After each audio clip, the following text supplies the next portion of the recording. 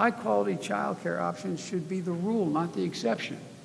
So on my way here, I met with Mike Sayre, who wrote me a letter about his struggle to find affordable child care. And he wanted to know what my plans were. Well, Mike, I hope you know now, here we are. My plans to provide access to quality, affordable child care with more child care centers and community college campuses, with new and upgraded child care facilities all across the country. Businesses will get a full tax credit to build on-site facilities. And the reason they want to do that is not just to be nice. Because studies show when there is an on-site child care center, businesses have less employee turnover, less absenteeism, and higher productivity. It's overwhelmingly in their interest to do it. Middle-class families will pay no more than 7% of their income for high-quality child care for children up to age 5. And those hard-pressed working families won't have to pay a dime. My plan will also invest in child care workforce with better wages, benefits, and training opportunities.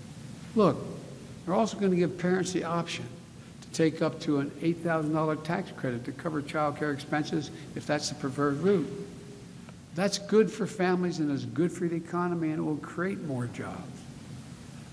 My plan will also provide up to 12 weeks of paid family leave for medical care.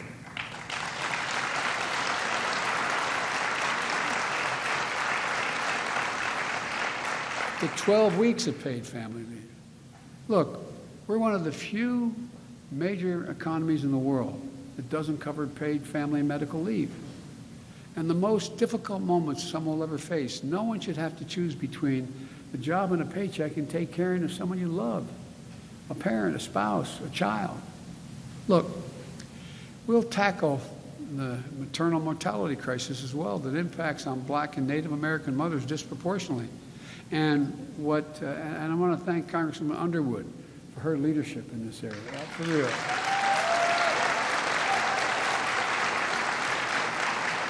As I've said again and again, people who really need a tax break in this country are America's working families.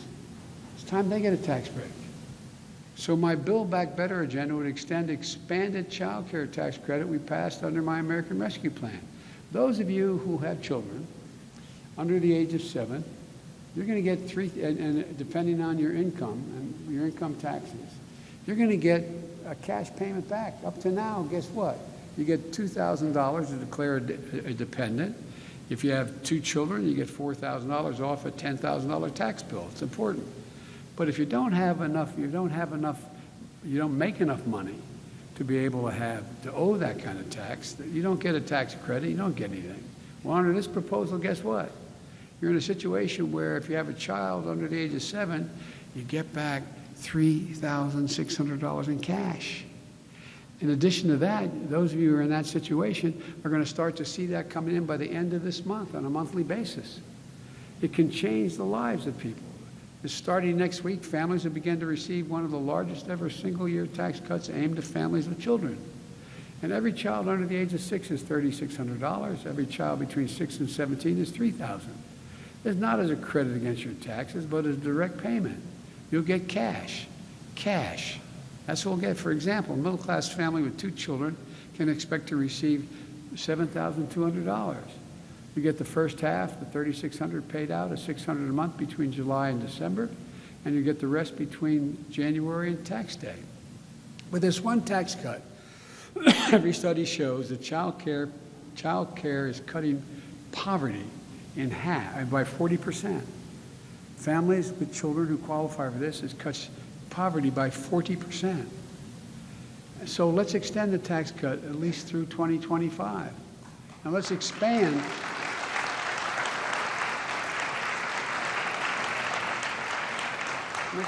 free meals for millions more children in school.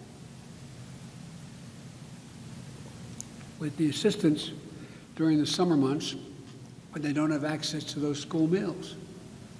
We support families with children. We also need to provide greater dignity for our nation's senior citizens who care for them.